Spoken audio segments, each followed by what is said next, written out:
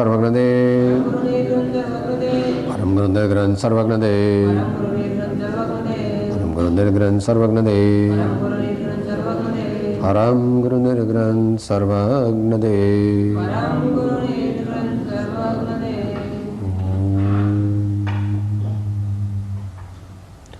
ઓમકારં બિંદ સંયુક્તં નિત્યં ધ્યાયન્તિ યોગિનઃ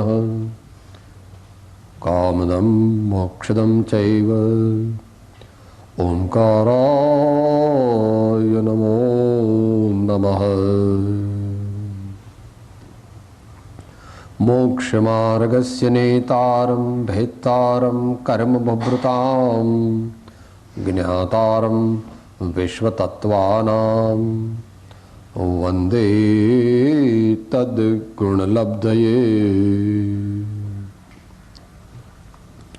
અજ્ઞાનતિમિરાંધાનાં જ્ઞાનાંજનશલાકયા ચક્ષુઃ ઉન્મીલિतं યેન તસ્મૈ શ્રી ગુરવે નમઃ.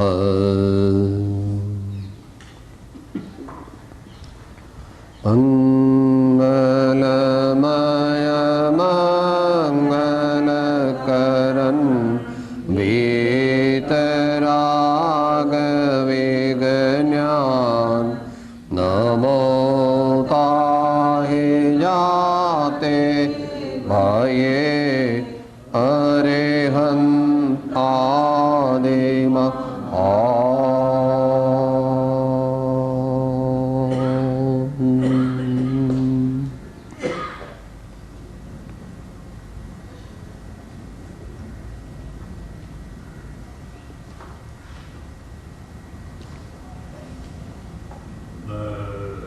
શ્રી સમયસાર નામનું અધ્યાત્મશાસ્ત્ર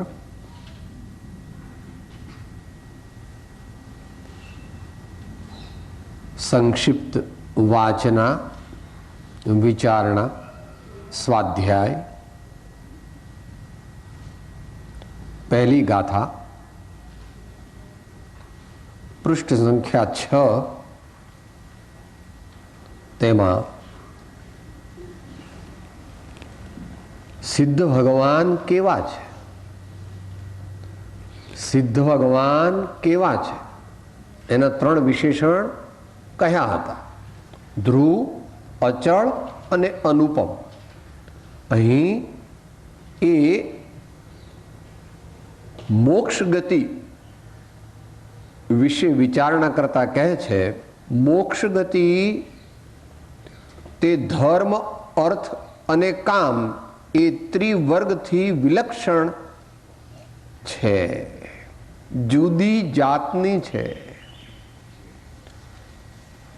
સામાન્ય રીતે ધર્મ કરે તો સ્વર્ગ આદિ મળે. કામ અને અર્થ એ તો સ્થૂળપણે સંસાર પરિભ્રમણના જ કારણ છે. પણ મોક્ષ રૂપી જે પુરુષાર્થ અને મોક્ષ ગતિ, બેનો થોડો ડિફરન્સ સમજવો. મોક્ષ માર્ગ અને મોક્ષ બે કથનચિત જુદા છે. મોક્ષ માર્ગ અને મોક્ષ. મોક્ષ માર્ગ એટલે રસ્તો, અને રસ્તાનો જ્યાં અંત આવે એનું નામ મોક્ષ.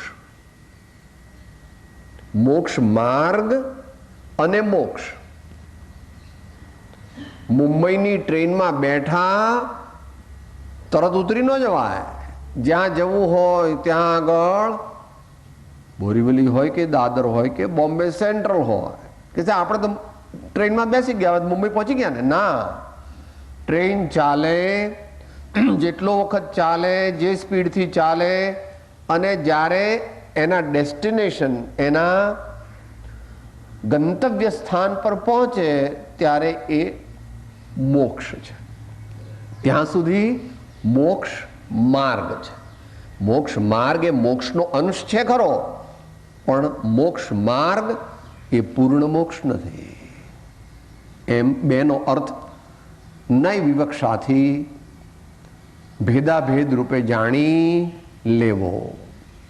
અહીં કહે છે કે ભાઈ મોક્ષ ગતિ છે તે બીજી બધી એટલે જે ત્રિવર્ગ કીધા, ધર્મ, અર્થ અને કામ, એ ત્રણથી તો સામાન્યપણે 4 ગતિમાં પરિભ્રમણ થાય, પણ મોક્ષરૂપી પુરુષાર્થ કરે તો ક્રમે કરીને ક્યાં જાય?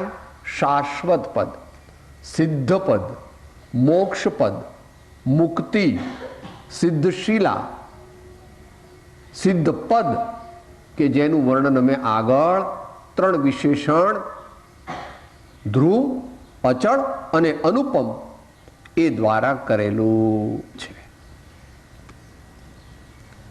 હવે આગળ કહે છે, હવે પછીનો જે વિચાર છે એ શ્રીમદ અમૃતચંદ્ર દેવનો ઓરિજિનલ છે.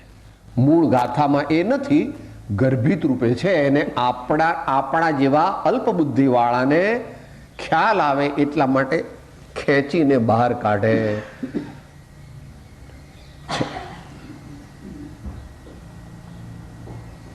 આચાર્યને પૂર્ણપણે સમજવા તો આચાર્ય જ સમર્થ છે. એમના જેવા જે આચાર્ય હોય તે એમને પરિપૂર્ણપણે સમજી શકે. એટલે કુંદકુંદ સ્વામીએ ઘણી વસ્તુઓ સૂત્ર રૂપે કીધી છે. ઉપર શરૂઆત કેવી રીતે કરી હતી? બરાબર ને? પહેલી ગાથાની ઉપર શું લખ્યું છે? અથ સૂત્રાવતાર, 5મા પાના પર.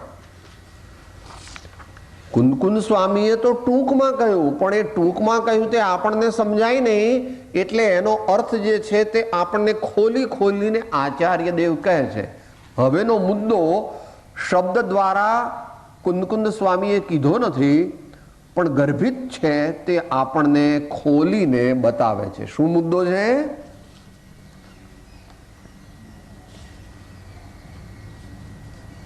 સિદ્ધ ભગવાનની વાત ચાલે છે.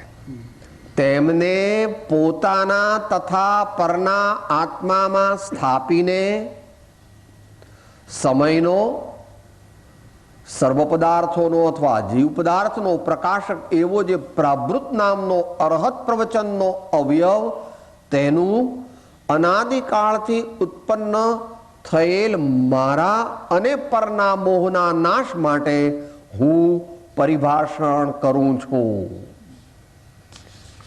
આખો જે આ અર્થ લીધો તે કયા શબ્દોનો લીધો? વક્ષ્યામિ સમય પ્રાવૃતમ ઇદમ અહો શ્રુત કેવલી ભણિતમ.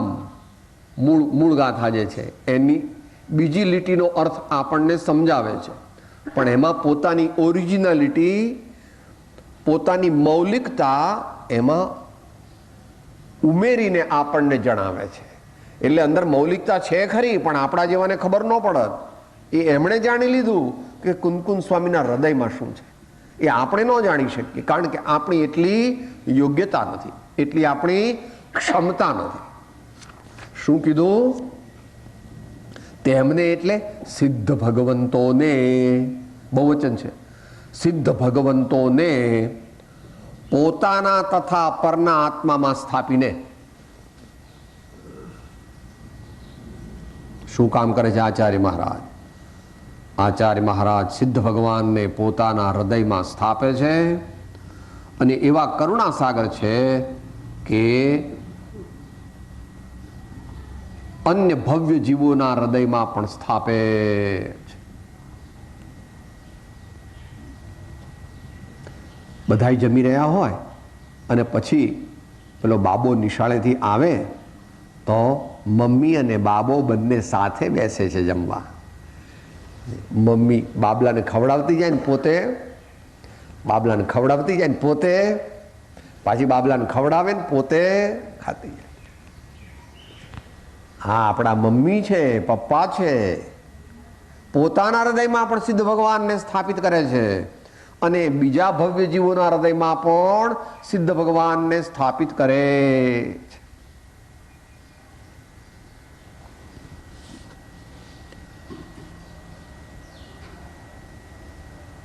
સમયનો પ્રકાશક એવો જે પ્રાવૃત નામનો રહત પ્રવચનનો અવ્યય, તેનું શું કરે છે? તો કહે છે કે પ્રાભૃતને કહે છે. પ્રાભૃત કહે છે. શું કીધું તું મૂળ ગાથામાં? વક્ષ્યામિ સમય પ્રાભૃતમ ઇદમ.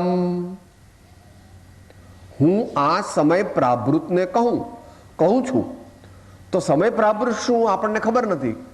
તો આચાર્ય ટીકાકાર ભગવાન સમજાવે છે કે કેવો છે સમય પ્રાભૃત? સમયનો પ્રકાશક. સમયના ઘણા અર્થ છે. સમય એટલે સર્વ પદાર્થ, સમય એટલે આત્મા, સમય એટલે શુદ્ધાત્મા, અને સમય એટલે પદાર્થોનો સમૂહ, જગતના પદાર્થોનો સમૂહ, એવો પણ અર્થ લીધો છે એક.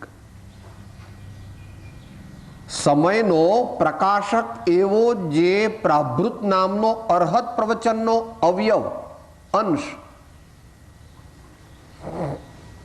આપણે શરૂઆતમાં વાત વિચારી હતી સ્વાધ્યાય ચાલુ કર્યા પહેલા. વર્ધમાન સ્વામીનો દિવ્ય ધ્વનિ તે જંબુ સ્વામી સુધી તો એમને એમ કેવળ જ્ઞાનથી રહ્યો, અને પછી શુદ્ધ કેવળી ભદ્રબાહુ સ્વામી સુધી શુદ્ધ કેવળ જ્ઞાનથી, એટલે 12 અંગ 14 પૂર્વના પૂર્ણ જ્ઞાનથી રહ્યો. પણ પછી 12 અંગ 14 પૂર્વનું જ્ઞાન ધારણ કરવાની શક્તિ કોઈની રહી નહીં, એટલે અમુક અંગના જાણકાર થયા. ક્રમે કરીને વિશાખાચાર્ય, પૃષ્ઠિલાચાર્ય, કંસાચાર્ય, બધા ઘણા આચાર્યો થયા. એમાં છેલ્લે જે આચાર્યોને એક અંગના અંશનું જ્ઞાન હતું એવા ગુણધર આચાર્ય થયા. અને ગુણધર આચાર્યે જ્ઞાન પ્રવાદ નામનો જે અંગ હતું, 5મું અંગ આપણે વાત થઈ હતી, એ પાંચમે અંગે કહ્યો ઉપદેશ કેવળ નિર્મળો, જીનવર કહે છે જ્ઞાન તેને સર્વભવ્યો. એનું એ અર્હત પ્રવચનનું એટલે ભગવાનની વાણીનો એક અંશ એ આ પ્રાભૃત. ભગવાનના પ્રવચનનો અંશ તો અંગ છે, પછી અંગોના પાછા વિભાગ થાય. એનો એક વિભાગ, એનું નામ પ્રાભૃત. જ્ઞાન પ્રવાદ નામનું અંગ, એનો અંશ ને એનો અંશ, એનું નામ પ્રાભૃત. પ્રાભૃત નામનો અર્હત પ્રવચનનો એક અવયવ અથવા અંશ, તેનું અનાદિકાળથી ઉત્પન્ન થયેલા મારા અને પરના મોહના નાશ માટે હું પરિભાષણ કરું છું. જો જ્ઞાની કેવા છે, શા માટે હું આ સમય પ્રાભૃત કહું છું? શા માટે હું આ પ્રાભૃત કહું છું? કે મારા મોહના નાશ માટે, એમના મોહના નાશ માટે. એવું જ્યારે અર્થ સમજીએ ત્યારે એમને તો દર્શન મોહ તો નથી, અને ચારિત્ર મોહ પણ ઘણો ખરો તો નાશ પામ્યો છે, પણ થોડોક બાકી છે. થોડોક બાકી છે એટલે બાકી રહેલો અલ્પ મોહ એમનો. મોહ એટલે આપણે આ ભાષામાં મોહ નહીં સમજવાનો, એમને મોહ તો છે જ નહીં. આચાર્યને મોહ હોય, જ્ઞાનીને જ મોહ નથી તો આચાર્યને ક્યાંથી હોય? પણ અહીંયા સામાન્ય અર્થમાં લીધું છે, એટલે સમયસારની આત્મસિદ્ધિની પરિભાષામાં કર્મ મોહનીય ભેદ બે દર્શન ચારિત્ર નામ, હણે બૌદ્ધ વિતરાગતા અચુક ઉપાય આમ. મારે થોડોક ચારિત્ર મોહની હવે આમ અડકીને રહ્યો છે, એને પણ મારે તોડી નાખવો છે. અને જગતના જીવોને જેટલો મોહ હોય તેટલો. જ્ઞાની જીવ હોય તો એને ચારિત્ર મોહની બાકી હોય અમુક, અજ્ઞાની જીવો હોય તો એને તો દર્શન મોહની આખું બાકી છે, ચારિત્ર મોહની પણ બાકી. તો મારા પોતાના અને અન્યના મોહનો નાશ કરવા માટે આ સમયસાર નામનો પ્રાભૃત રૂપી જે ભગવાનની વાણીનો અંશ, તેનું પરિભાષણ કરું છું. હું પરિભાષણ કરું છું. એ ઓછી સમજણ પડે, કોઈકને વધારે સમજણ પડે, જેવી પોતાની પાત્રતા. પરિભાષણ એટલે આગળ વાત આવી ગઈ છે પરિજ્ઞાનના અર્થમાં સમજવું, પણ અહીંયા ઉપદેશ રૂપે છે એટલે ભાષણ શબ્દ વાપર્યો છે, જ્ઞાન શબ્દ નથી વાપર્યો. ભગવાન આચાર્ય દેવ અહીં પરિભાષણ એટલે ધર્મોપદેશ રૂપી કાર્ય કરે છે. 5 પ્રકારના સ્વાધ્યાય છે ને, વાચના, પૃચ્છના, અનુપ્રેક્ષા, આમનાય અને ધર્મોપદેશ. એમાં કયો સ્વાધ્યાય ભગવાન કરે છે કે ધર્મોપદેશ નામનો સ્વાધ્યાય લેખિત કરે છે,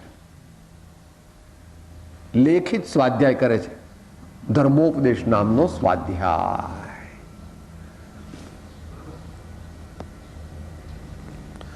કેવો છે તે અરહત પ્રવચનનો અવયવ. એટલે હું જે કહીશ તે પ્રાભૃત કેવું છે? અનાદિ નિધન પરમાગમ શબ્દ બ્રહ્મથી પ્રકાશિત હોવાથી સર્વ પદાર્થોના સમૂહને સાક્ષાત કરનાર કેવળી ભગવાન સર્વજ્ઞથી પ્રણીત હોવાથી અને કેવળીઓના નિકટવર્તી સાક્ષાત સાંભળનાર તેમજ પોતે અનુભવ કરનાર એવા શુદ્ધ કેવળી ગણધર દેવોએ કહેલ હોવાથી પ્રમાણતાને પામ્યો છે. હું જે આ કહું છું એ વસ્તુ એ સમય પ્રાભૃત એ સતશાસ્ત્ર કેવું છે તો કે એનું ઉદ્ગમ સ્થાન તે સર્વજ્ઞ ભગવાન છે. આ ગંગા કલકત્તામાં આવી તો ક્યાંથી આવી તો કે સાહેબ ઉપરથી. તો કે ઉપર ક્યાંથી આવી તો કે ઉપરથી. પછી કે ઉપર ક્યાંથી આવી કે સાહેબ છેક હિમાલયમાંથી. કે હિમાલયમાં કઈ જગ્યાએથી કે ગંગોત્રીમાંથી નીકળી છે. હા, તો આ આવ્યું ક્યાંથી આવ્યું કે ભગવાનના દિવ્ય બોધમાંથી આવ્યું.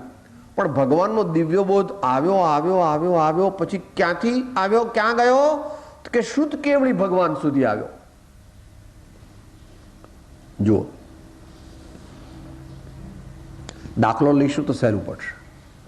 અતિ નિધન પરમાગમ શબ્દ બ્રહ્મથી પ્રકાશિત હોવાથી, પહેલા તો શું કહે છે, જરાક થોડુંક અઘરું છે કે સાહેબ આ વર્ધમાન સ્વામીએ આ બનાવ્યું તો કે ના, વર્ધમાન સ્વામીએ મોક્ષ માર્ગ બનાવ્યો નથી. વર્ધમાન સ્વામીએ તો મોક્ષ માર્ગનો પુનરુદ્ધાર કર્યો. મોક્ષ માર્ગ બનાવ્યો નથી, મોક્ષ માર્ગ તો બનેલો જ હતો. મોક્ષ માર્ગ તો અનાદિકાળથી બનેલો છે, અત્યારે પણ યથાશક્તિ છે આ ક્ષેત્રે અને અનંતકાળ રહેવાનો છે. ભલે અહીંયા નહીં હોય પણ અન્ય ક્ષેત્રે તો હશે. કે સાહેબ મોક્ષ માર્ગ સાવ ખલાસ થઈ જાય એવું બને કે ના, એવું ન બને. મોક્ષ માર્ગ ક્યાંક ને ક્યાંક તો ચાલુ જ રહે. વિતરાગ પ્રભુ એમ કહે છે કે મહાવિદેય ક્ષેત્રમાં તો કાયમ ચાલુ રહે. મહાવિદેય ક્ષેત્રમાં તો કાયમ ચાલુ રહે. પરંતુ સમજે એવાને કહે છે હે ભવ્ય જીવો, તમે તમારી પાત્રતા વધારો અને આ ભગવાનની વાણી જે હું તમને કહું છું એને તમે સ્વીકારો. અને ભગવાનની વાણીમાં બીજું કંઈ નથી, તમારા જ વખાણ છે. ભગવાન એવું નથી કહેતા તમે બધા મારી પૂજા કરો, હું બહુ મોટો છું, એવું નથી કહેતા ભગવાન. ભગવાન કહે છે ઓહો ચૈતન્ય આત્મા, તારામાં અનંત શક્તિ છે, અનંત જ્ઞાન અને આનંદ છે, તેના તરફ તું દ્રષ્ટિ કર અને જગતના પદાર્થો પરથી દ્રષ્ટિ હટાવી લે. ભલે ક્રમે ક્રમે કરીને હટાવી દે. માટે અનાદિ નિધન પરમાગમ શબ્દ બ્રહ્મથી પ્રકાશિત હોવાથી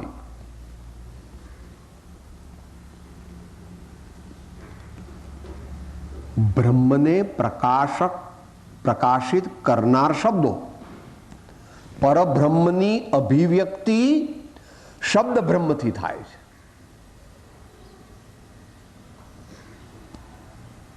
આત્મસિદ્ધિ આત્માને બતાવે છે. આત્મસિદ્ધિ આત્માનો નિર્દેશ કરે છે. એમ અહીં શબ્દ બ્રહ્મ પરબ્રહ્મનો નિર્દેશ કરે છે. શબ્દ બ્રહ્મ એટલે આ પરમાગમ અને પરબ્રહ્મ એટલે શુદ્ધ આત્મા. બ્રહ્મ એટલે આત્મા અને પરબ્રહ્મ એટલે શુદ્ધ આત્મા.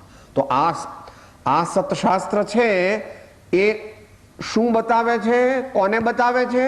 શુદ્ધ આત્માને બતાવે છે. કે આત્માને કે આત્માને નહીં, શુદ્ધ આત્માને. કારણ કે આગળ પ્રતિજ્ઞા કરવાના છે ત્રીજી ગાથામાં. અહીંયા આત્માને બતાવવાનો નથી. આત્મા તો ગોમટસારમાં પણ બતાવ્યો છે, આત્મા તો બીજા શાસ્ત્રોમાં પણ બતાવે છે. અહીં કયો આત્મા બતાવે છે? શુદ્ધ આત્મા બતાવવાના છે. અનાદિ નિધન પરમાગમ શબ્દ બ્રહ્મથી પ્રકાશિત હોવાથી સર્વ પદાર્થોના સમૂહને સાક્ષાત કરનાર કેવળી ભગવાન સર્વજ્ઞથી પ્રણીત હોવાથી બીજું કારણ આપે છે. આવ્યો ક્યાંથી? તો કે ભગવાનના દિવ્ય જ્ઞાનમાંથી આવ્યો છે. આ પ્રાભૃત નામનું જે અવયવ અરહત પ્રવચનનો અંશ છે તે ક્યાંથી આવ્યો? તો કે ભગવાનની વાણી. કે ભગવાન કેવા છે? તો કે પૂર્ણ જ્ઞાની હોવાથી સહજપણે એમના જ્ઞાનમાં લોકાલોક ભાસે છે. સર્વ પદાર્થોના સમૂહને સાક્ષાત કરનાર કેવળી ભગવાન સર્વજ્ઞથી પ્રણીત હોવાથી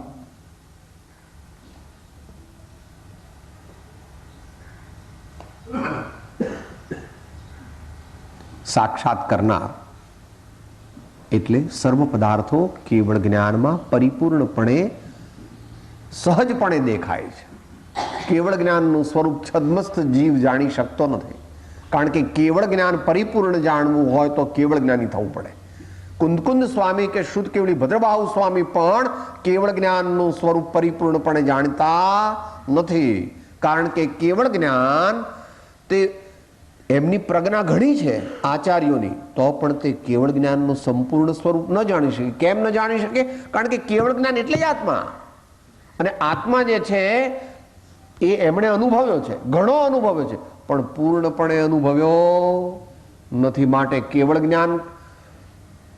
જ્ઞાની જે હોય એ આત્માનો કેટલો અનુભવ કરે?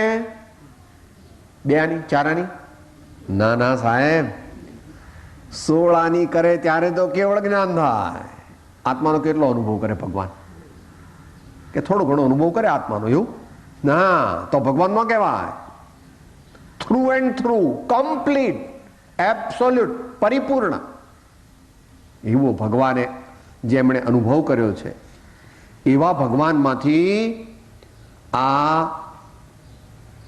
સમય આ વાણી નીકળેલી છે. પહેલા મૂળ એનું સ્ત્રોત કીધું, હવે ઉત્તર સ્ત્રોત કહે છે. અને શુદ્ધ કેવળીઓનો અને કેવળીઓના નિકટવર્તી સાક્ષાત સાંભળનાર એ ગણધરદેવ. ભગવાનની નજીક ભગવાનના ચરણની સેવાનું સૌભાગ્ય કોને મળે? બહુ થોડાને.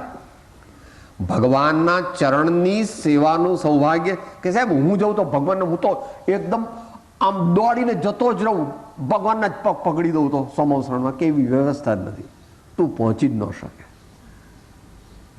અને માત્ર મોક્ષ અભિલાષ, માત્ર મોક્ષ અભિલાષ, મારે કાંઈ પણ અન્ય જોઈતું નથી. તો એવો આસન્ન ભવ્ય હોય તે ભગવાનના દર્શન કરી શકે. નહીં તો વચ્ચે જ અટકી જાય, ભગવાન સુધી એટલો જાય જ નહીં, 12મા ને 12મા. તો ભગવાનના ચરણની સેવાનું સૌભાગ્ય ગણધર દેવને છે, કારણ કે એ પણ એટલા બધા પરમ પવિત્ર મહા મુનીશ્વર છે. જ્યારે ભગવાનની વાણી નીકળે ત્યારે હાથ જોડીને ઊભા રહે છે. કંઈ નવું સાંભળવાનું નથી. એમને 12 અંગ 14 પૂર્વ ખબર છે ભગવાનની વાણીમાં બીજું કંઈ પણ આવવાનું નથી. તો પણ સ્વાધ્યાય રૂપી તપ અને પરમ ગુરુનો વિનય એ કરવા માટે ગણધરદેવ પણ ભગવાનની વાણી છૂટે ત્યારે એકાગ્રતાથી કાયોત્સર્ગપૂર્વક કે પદ્માસનમાં બેસીને ભગવાનની વાણીને સાંભળે છે, ગ્રહણ કરે છે. સાહેબ એમને બધી ખબર છે તો સાંભળીઓના નિકટવર્તી સાક્ષાત સાંભળનાર તેમજ પોતે અનુભવ કરનાર. સાંભળે એ સાંભળનાર તો ઘણા છે, ભગવાનની વાણી સાંભળનાર તો ઘણા છે, પણ ભગવાને જે શુદ્ધાત્મા કહ્યો તેનો અનુભવ કરનાર એવા શુદ્ધ કેવળી ભગવાન. શુદ્ધ કેવળી સામાન્ય મનુષ્ય થઈ શકે નહીં અને સામાન્ય જ્ઞાની પણ ન થઈ શકે એવું શાસ્ત્રમાં આજ્ઞા છે. શુદ્ધ કેવળી એટલે 12 અંગ અને 14 પૂર્વ એનું જ્ઞાન કોણ કરી શકે? તો કે છે મહાજ્ઞાની મહામુનિ એવા પરમ પ્રજ્ઞાવંત જે આચાર્યોના પણ નાયક એવા જે મહામુનીશ્વર હોય એને 12 અંગ 14 પૂર્વનું જ્ઞાન થાય.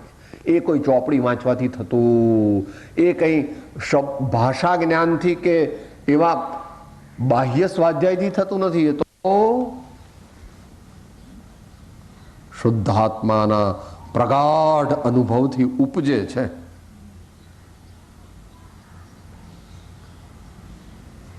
એટલે આ પણ ભગવાનનું વ્યવહાર સ્વરૂપ જાણવું, આ આચાર્યનું મૂળ સ્વરૂપ નથી. ધ્યાન રાખવું, આચાર્યનું મૂળ સ્વરૂપ તો ધ્યાનસ્થ નિર્વિકલ્પ અવસ્થા છે. આ તો એમના છઠ્ઠા ગુણસ્થાનની અવસ્થા છે. આ એમની અંતરની રુચિવાળી અવસ્થા નથી.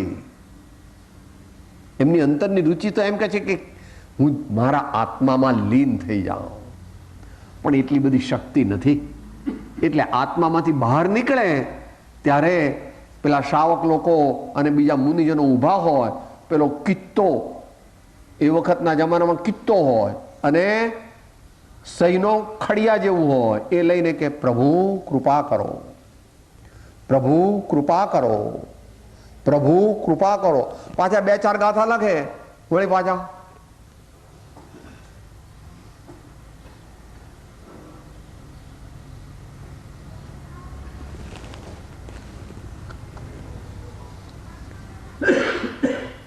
એવું છેલ્લે કહેશે સમયસારમાં કળશમાં. સ્વશક્તિ સંસૂચિત વસ્તુ તત્વૈ વ્યાખ્યાકૃતે યમ સમયસ્ય શબ્દૈ સ્વરૂપ ગુપ્તસ્ય ન કિંચિદસ્તિ કર્તવ્યમેવામૃતચંદ્ર સૂરેહે. છેલ્લો શ્લોક 627મું પાનું. મેં આ આત્મખ્યાતિ નામની સમયસારની ટીકા લખી, જેવું કહેતા જ નથી. 627મું પાનું.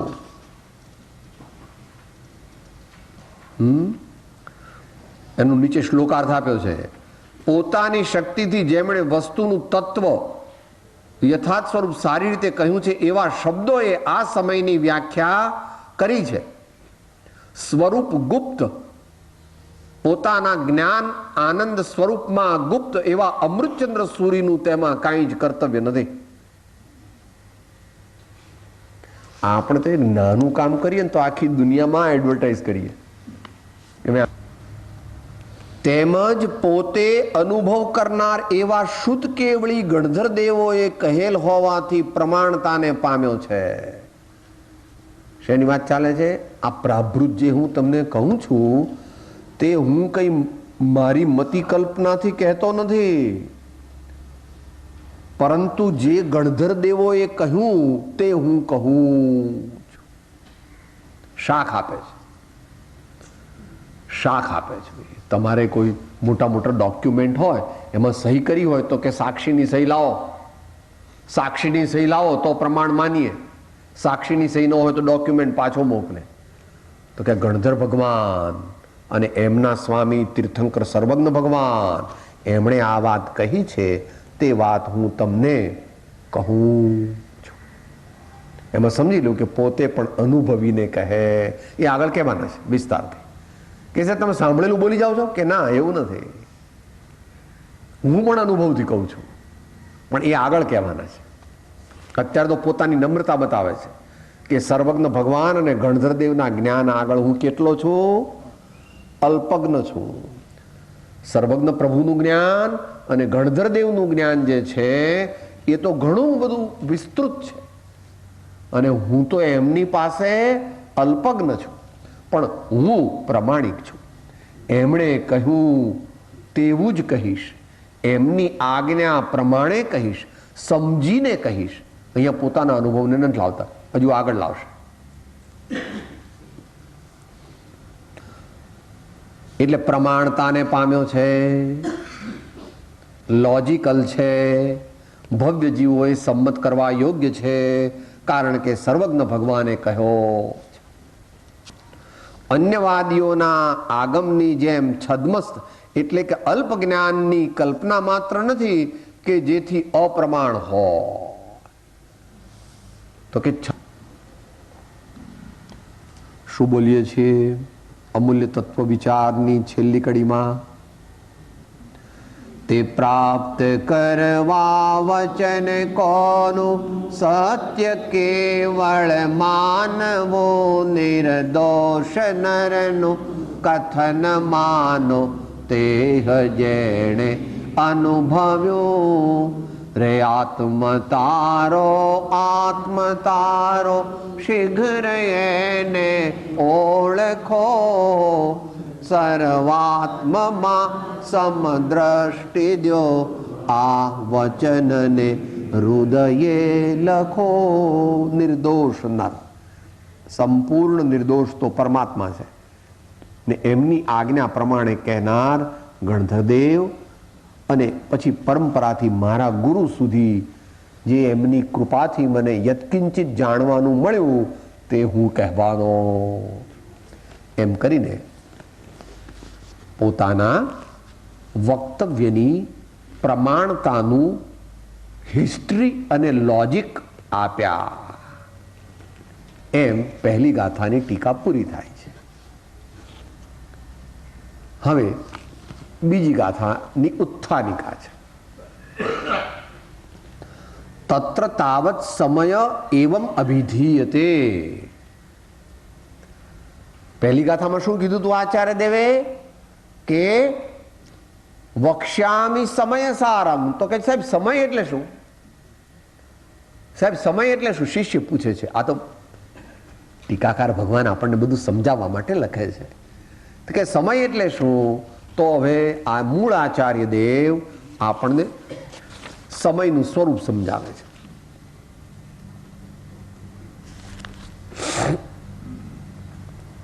જીવ ચરિત્ર દર્શન જ્ઞાન સ્થિત તમ હિ સ્વસમયમ જાની, પુદ્ગલ કર્મ પ્રદેશ સ્થિતમ ચતમ જાની હિ પર સમયમ.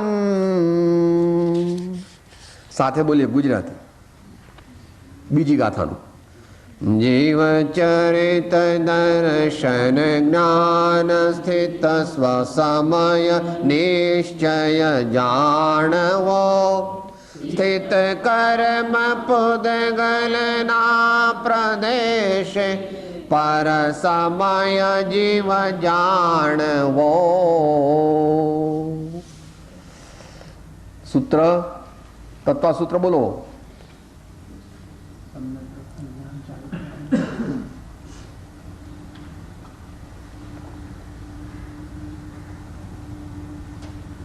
આમાં માર્ગમાં રહેલો જીવ અને માર્ગને સંપૂર્ણપણે પામેલો જીવ એને પહેલામાં લીધા છે. જીવ ચરિત દર્શન જ્ઞાન સ્થિત.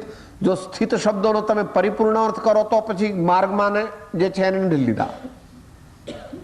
સ્થિત પરિપૂર્ણ સ્થિરતા કોની છે? 12મા ગુણસ્થાન વાળાની, 13મા ગુણસ્થાન વાળાની, 12મા ગુણસ્થાન વાળાની. તો બે જીવના બે પ્રકાર કયા?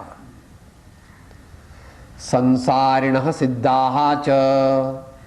સૂત્ર છે ને તત્વસૂત્રમાં. જીવના પ્રકાર કેટલા? પહેલા બે પ્રકાર. એક તો જે સંસારની ચારમાંથી કોઈ પણ ગતિમાં હોય તે હજુ સંસારી છે, અને એક સિદ્ધ. એ કેવા છે? તો કે છે કે સ્વસમય જ્ઞાન દર્શન એટલે સમ્યક દર્શન જ્ઞાન ચારિત્રમાં પરિપૂર્ણપણે સ્થિત એ સ્વસમય અને કર્મ પૂતગલના પ્રદેશે સ્થિત ચાર ગતિવાળા જે છે, ચાર ગતિના સંબંધવાળા છે, તો તે જે છે તે પર સમય જાણવા. તો જીવના બે પ્રકાર, એક સ્વસમયમાં પછી અહીંયા તો પરિપૂર્ણ સિદ્ધ લીધા, જેટલા પ્રમાણમાં સમ્યક દર્શન જ્ઞાન ચારિત્ર છે તેટલા પ્રમાણમાં જીવ મુક્ત છે. અને જ્યારે સંપૂર્ણ જ્ઞાન દર્શન ચારિત્રને પામે ત્યારે પરિપૂર્ણપણે મુક્ત કહેવાય. એટલે 12મા ગુણસ્થાનવાળા પણ, 13મા ગુણસ્થાનવાળા પણ અને 14મા ગુણસ્થાનવાળા પણ અધ્યાત્મની અપેક્ષાએ, સિદ્ધાંતની અપેક્ષાએ તો હજુ 12મા ગુણસ્થાનવાળા અને 13મા ગુણસ્થાનવાળાને પણ કર્મનો સંયોગ છે, માટે સિદ્ધાંતની અપેક્ષાએ તો એકલા સિદ્ધ ભગવાન જ લેવા. એટલે ત્યાં તત્વાર સૂત્રમાં એવો શબ્દ વાપર્યો છે, સંસારિણ મુક્તાહ ચ અસંસારિણ મુક્તાહ ચ. સંપૂર્ણપણે મુક્ત સિદ્ધ, પરંતુ અધ્યાત્મની અપેક્ષાએ ઘાતી કર્મોનો નાશ કર્યો એટલે કેવળી ભગવાન પણ મુક્ત થઈ ગયા. કારણ કે અઘાતી કર્મો છે એ આત્માનું કંઈ બગાડતા નથી. અને 12મા ગુણસ્થાને જે જાય એ અવશ્ય 13મા ગુણસ્થાનને જાય જ છે. માટે 12મા ગુણસ્થાન વાળાને પણ વીતરાગ, છદ્મસ્થ અથવા યથાખ્યાત ચારિત્ર વાળા ભગવાન કહ્યા છે. તો બે પ્રકારના જીવ છે એમ સમય કહેતા આત્મા એવો અર્થ સમજાવે છે. હવે એની ટીકા આપણને આચાર્ય દેવ કહે છે. એ પહેલા એનું ગુજરાતી શબ્દાર્થ. હે ભવ્ય, જે જીવ દર્શન જ્ઞાન ચારિત્રમાં સ્થિત થઈ રહ્યો છે તેને નિશ્ચયથી સ્વસમય જાણ.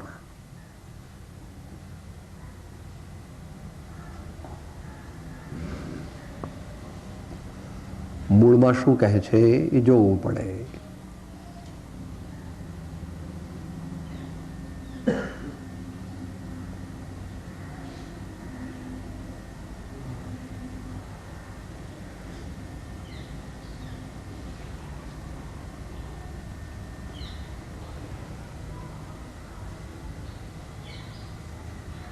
સ્વભાવે અવતિષ્ઠ મહાનત્વાત. એટલે ત્યાં આગળ જેટલા પ્રમાણમાં સ્થિત થયો છે એટલા પ્રમાણમાં સ્વસમય જાણવો. જેટલા પ્રમાણમાં આત્મામાં સ્થિત થયો તેટલા પ્રમાણમાં સ્વસમય, અને જેટલા પ્રમાણમાં હજુ નથી થયો તેટલા પ્રમાણમાં પરસમય એમ જાણવું. હે ભવ્ય, જે જીવ દર્શન જ્ઞાન ચારિત્રમાં સ્થિત થઈ રહ્યો છે, પણ અહીંયા સ્થિત લીધું છે એ તો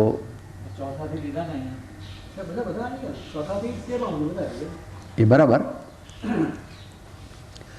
સ્થિત શબ્દ છે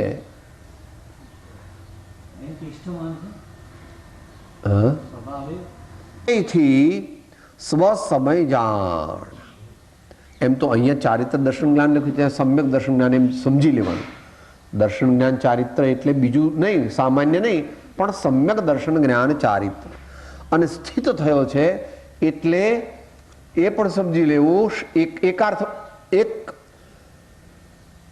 તે ત્રણેય અભેદ પરિણામથી રે જ્યારે વર્તે તે આત્મારૂપ ત્યાં સુધી પહોંચેલો હોવો જોઈએ.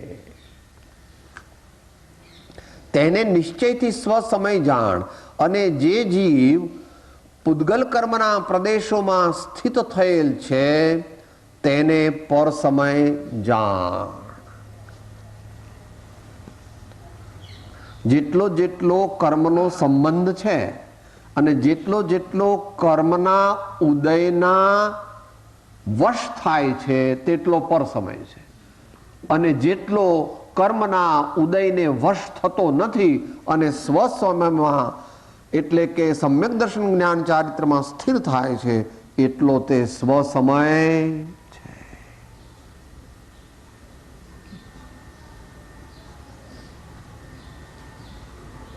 એ વ્યવસ્થા પછી અધ્યાત્મ શાસ્ત્રોમાં કઈ રીતે લીધી છે?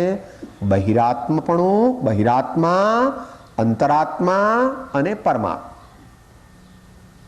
તો અંતરાત્મા જે છે તે અંશે સ્વસમય છે અને પરમાત્મા છે તે પરિપૂર્ણપણે સ્વસમય છે. માટે એ પ્રમાણે અંતરાત્માનું જાણી લેવું.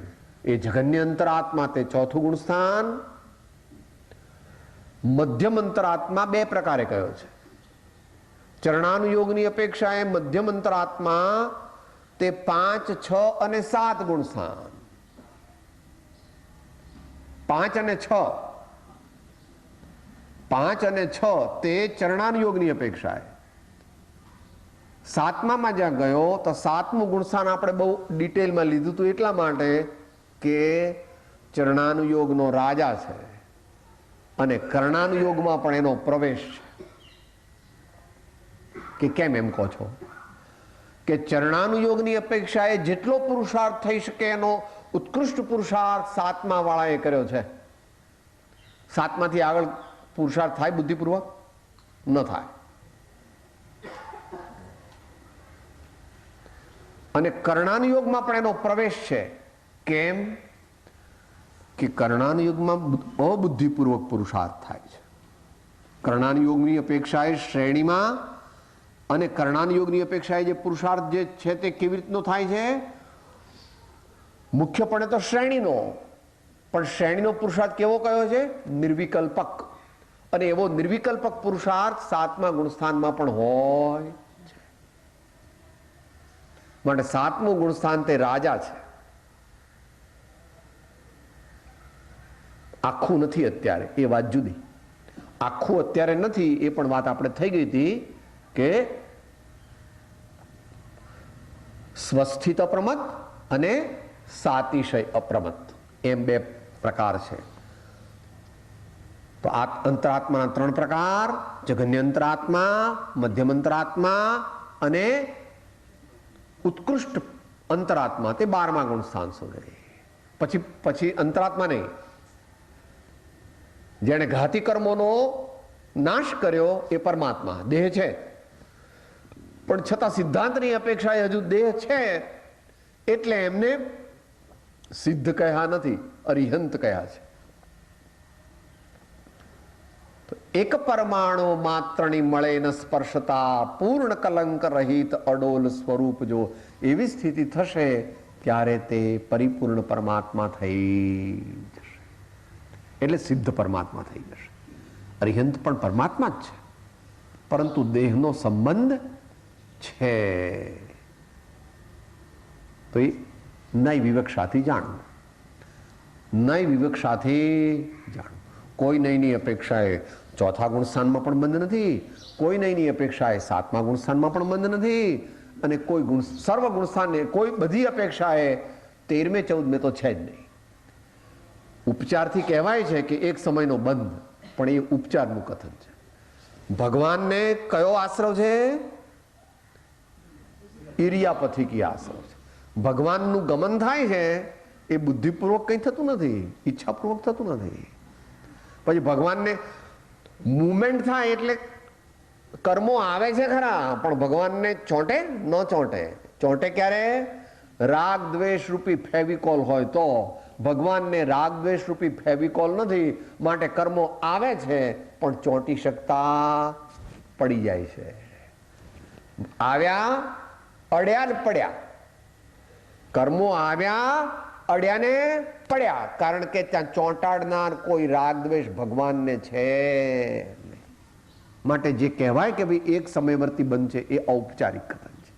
ભગવાનને બંધ હોતો નથી. પણ તમારે કહેવો હોય તો કહો ભાઈ, અમારે કંઈ વાંધો નથી, પણ ભગવાનને બંધ છે. ભગવાન દેહ સહિત પરમાત્મા છે અને પછી આગળ ઉપર દેહ રહિત પરમાત્મા થઈ જાય. આ પ્રમાણે સ્વસમય અને પર સમય એવી વ્યાખ્યા કરી. નિશ્ચય સાધક તે અંશે સ્વસમય છે. નિશ્ચય સાધક એ અંશે સ્વસમય છે. અને જેમ જેમ આગળ વધે તેમ સ્વસમય પણ વધતું જાય છે. અને જ્યારે સિદ્ધ થાય ત્યારે સંપૂર્ણ સ્વસમય થઈ ગયા. હવે આચાર્ય દેવ ટીકાકાર મહારાજ આપણને સમજાવે છે. આ સમજણ જે છે તે પણ જયચંદજીની ટીકાને અનુસરીને છે. એટલે એટલી જ ઓથેન્ટિક છે, પણ અહીંયા અર્થ જે છે જયચંદજી છાવડાની ટીકાને અનુસરીને છે.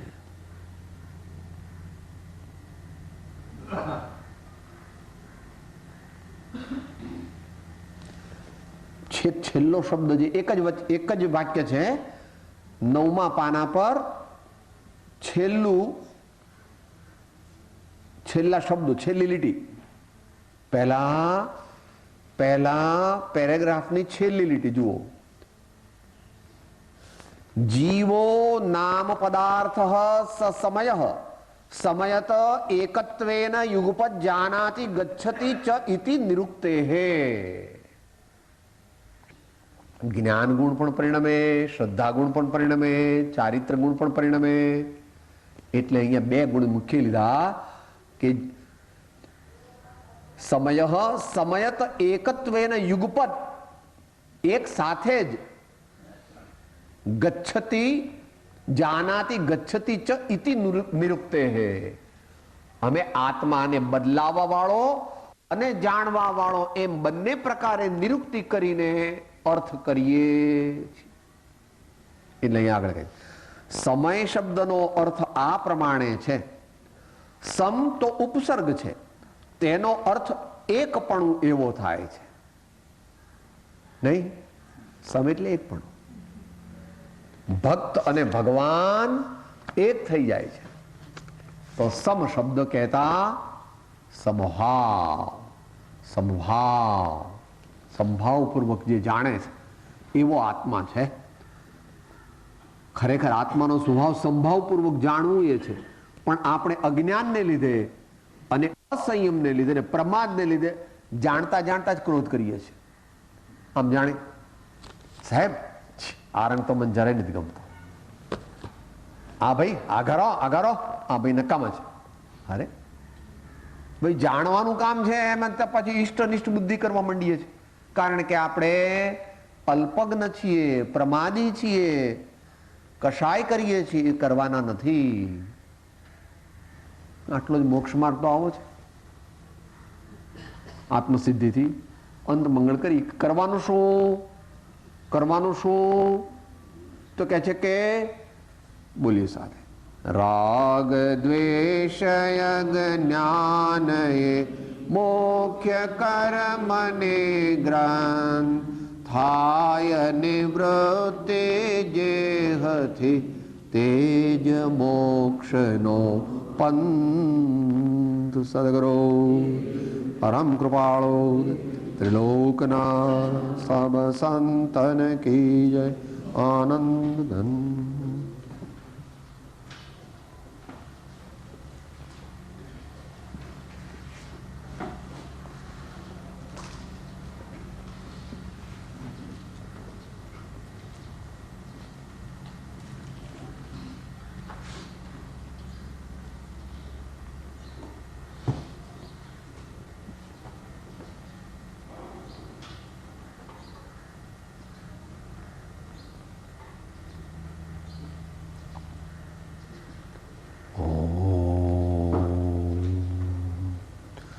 સમજ્યા તે શમાઈ ગયા, એમ કહેશે આગળ. સમજ્યા તે શમાઈ ગયા, સમરૂપ થઈ ગયા. એ આપણું ધ્યેય છે.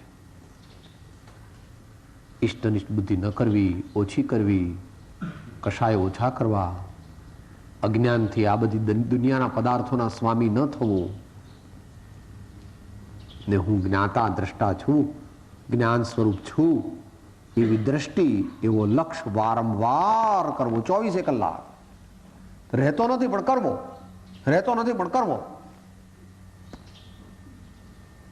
બાબલાને શીખવાડે તો આમ કરે છે, આમ લીટા કરે છે પહેલા તો 10 દિવસ, તો પછી તો આમ કરવાનું ભઈલા, આમ એમાં આપણે બધા અત્યારે બાબલા છીએ, એટલે ભગવાન આચાર્ય દેવ આપણને શીખવાડે છે.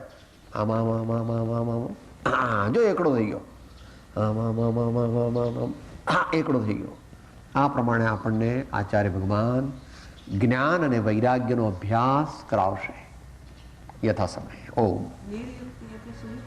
હે ના ના, નિર્યુક્તિ એટલે તો બે જુદા કરીને, સમાસને આપણે બે શબ્દો છૂટા કરીએ ને એ નિર્યુક્તિ કહે.